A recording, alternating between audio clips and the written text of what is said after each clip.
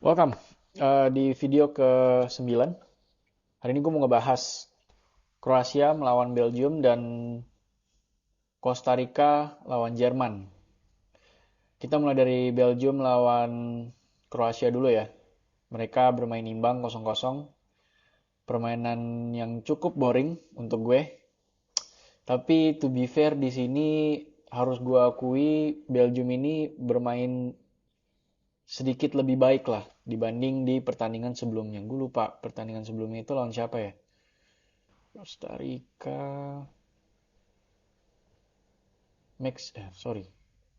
Oke, by the way, eh lawan Maroko kalau nggak salah.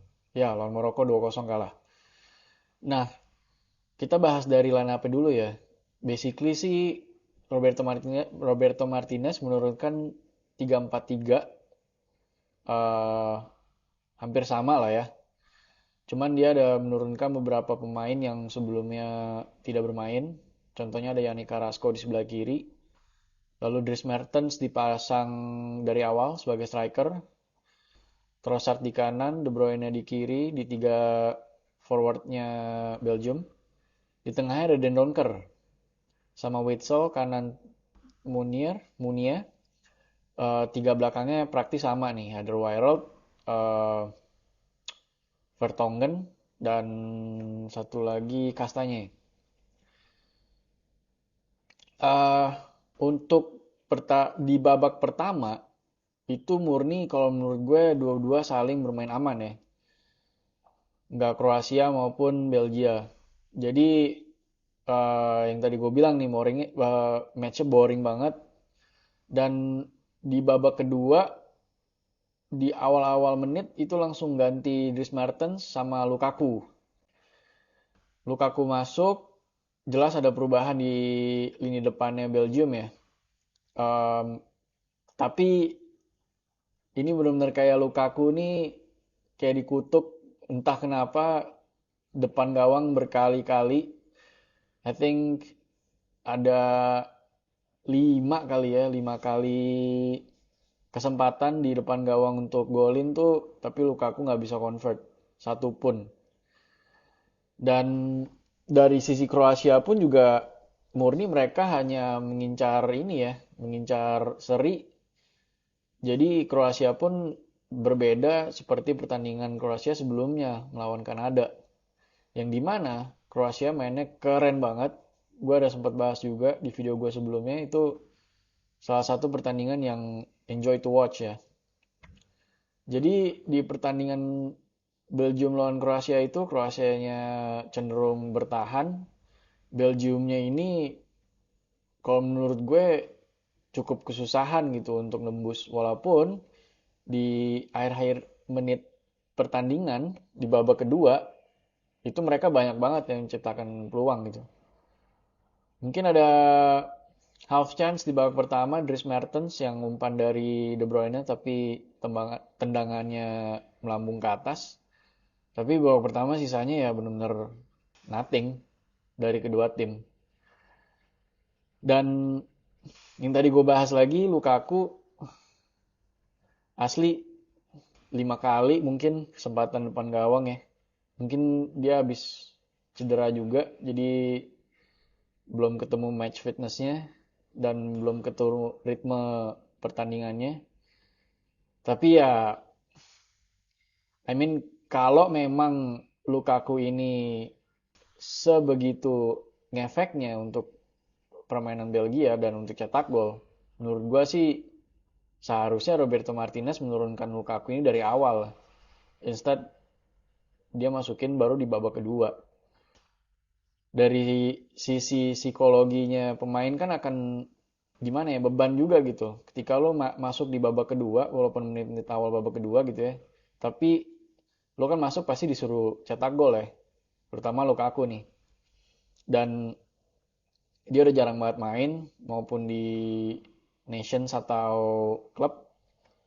Di Inter kita tahu dia cedera, jadi bebannya berat banget nih sampai akhir-akhir pertandingan dia nangis ya, nangis sampai nonjok kaca gitu, bench. Well, menurut gua peluang untuk Belgium kemarin lolos tuh tipis banget. Setipis bola tuh berapa kali kena tiang nih. Lukaku dan ada beberapa kalau nggak salah gue lupa. Jadi harus diakui Belgium kemarin bermain ya mending lah. Nggak yang bagus-bagus amat tapi mending daripada pertandingan mereka melawan Maroko ya. Dan eh, dari hasil ini Maroko menang. Jadi dia praktis di peringkat satu, peringkat duanya ini Kroasia. Kroasia akan ketemu Jepang dan Maroko akan ketemu Spanyol. Nah, ini seru lagi nih. Next di pertandingan yang grup Edan ya, grup E, grup neraka. Empat tim masih bisa lolos.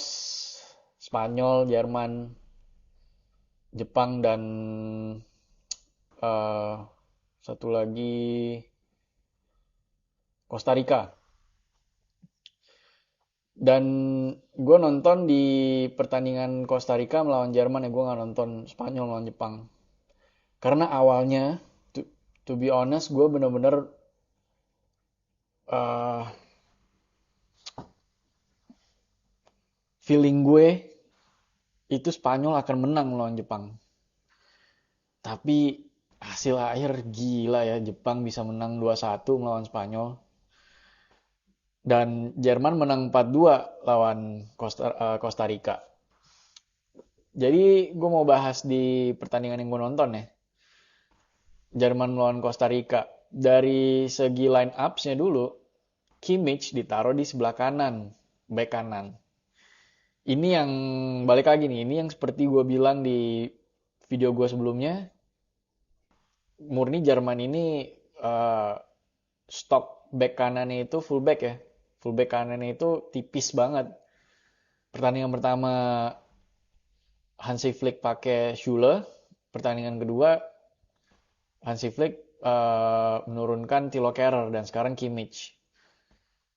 Jauh lebih apa ya? Secara permainan jauh lebih bagus Kimmich kalau menurut gua. Di double pivotnya ada Gundogan dan Goretzka. Di tiga attacking midfield, mereka main 4-2-3-1 ya.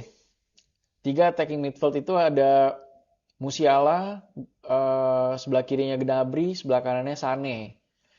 Depannya masih Muller, masih pakai false nine, enggak mainin full crook. Ini yang gue bener-bener nggak tahu ya apa ini blunder terbesar ya Hansi Flick selama pertandingan World Cup. Dan terbukti nih di sini Muller nggak bisa ngapa-ngapain. Walaupun Jerman ngegas dari awal babak pertama gol dari Gnabry, tapi satu gol doang yang kecetak. Dan somehow dia I think menit-menit 15 atau 20-an itu somehow Costa Rica uh, men- mulai menemukan ritme permainannya lah. Masuk ke babak kedua, ini gue juga heran nih. Goretzka ditarik, diganti sama Klosterman.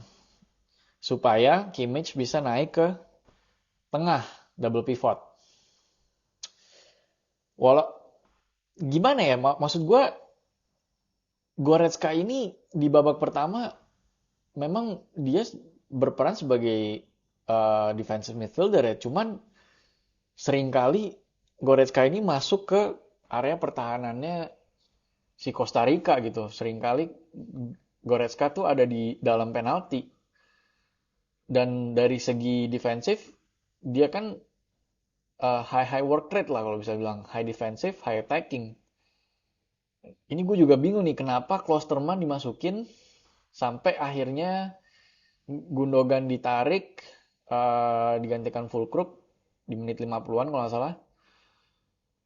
Murni Musialanya turun jadi double pivot, Mullernya yang jadi pemain nomor 10. Gak lama Costa Rica tuh cetak gol ya di menit sebentar gue cek. 58 setelah Fulkrug masuk. 2-1. Sorry, 1-1. Gak lama, Costa Rica cetak gol lagi di menit 70. Jadi di menit 60-an itu Havertz masuk ya, gantiin David Raum sama Thomas Muller. Sama Mario Götze masuk, Mario Götze dan Kai Havertz. Di menit 72 dibalas langsung sama Kai Havertz di menit 73. Yang dimana kali ini harus gue akui Kai Havertz memiliki ketenangan yang luar biasa di depan gawang sehingga Kai Havertz ini membuka kebuntuannya Jerman dalam cetak gol ya. Karena sepanjang pertandingan Musiala itu banyak banget peluangnya, tapi dia nggak bisa mengkonversi. Dan terjadilah gol ketiga kayak Havertz lagi kalau nggak salah atau Fulkrug gue lupa antara dua itu dan gol keempat selesai pertandingan. Tapi Spanyol bisa-bisanya kalah melawan Jepang. Ini yang gue heran, sumpah gue heran. I mean, Jepang itu kalah lawan Costa Rica. Dan Costa Rica dibantai 7-0 sama Spanyol. But anyway, conclusionnya Jepang lolos dan Spanyol gue nggak tahu mungkin settingan atau apa karena Spanyol finish di posisi kedua, berarti yang tadi gue bilang dia akan ketemu Maroko dan Kroasia yang ketemu Jepang. We'll see. Satu-satunya ya Australia nggak gue anggap satu-satunya uh, wakil Asia yang lolos ke babak knockout. Nanti malam bakal ada Brazil, terus Portugal main juga. Gue akan lihat pertandingan mana yang seru untuk gue bahas.